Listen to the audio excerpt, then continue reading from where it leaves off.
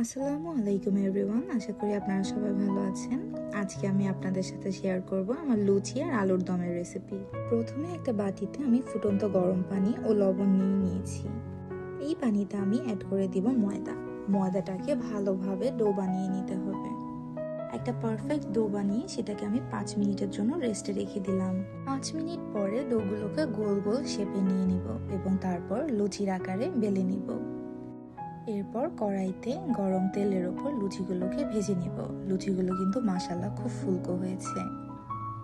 এবার আসি আলুর দমের রেসিপিতে। আলুর দম বানানোর জন্য আলুর খোসা ছাড়িয়ে আলুগুলোকে আমি ভালোভাবে সিদ্ধ করে নিয়েছি। এরপর সিদ্ধ করা আলুগুলোকে হাতের সাহায্যে হাফ ম্যাশড করে নেব। এবার আসি চুলার কারসাজিতে। একটা কড়াইতে আমি কিছু তেল নিয়ে নিলাম। এরপর গরম তেলে অ্যাড করে দিয়েছি পেঁয়াজ, কাঁচা গোটা মশলা আর মটরশুঁটি।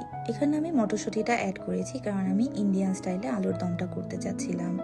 এরপর প্রয়োজনীয় গুঁড়া মশলা অ্যাড করে ভালোভাবে এটাকে কষিয়ে নিতে হবে।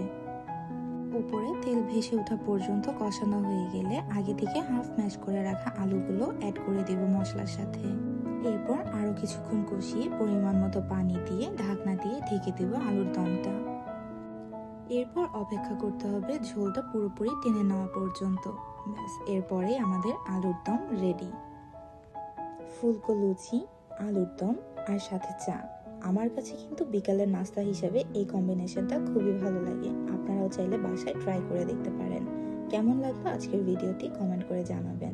আজ এই পর্যন্তই, দেখা হবে আবার আগামী ব্লগে। আসসালামু আলাইকুম।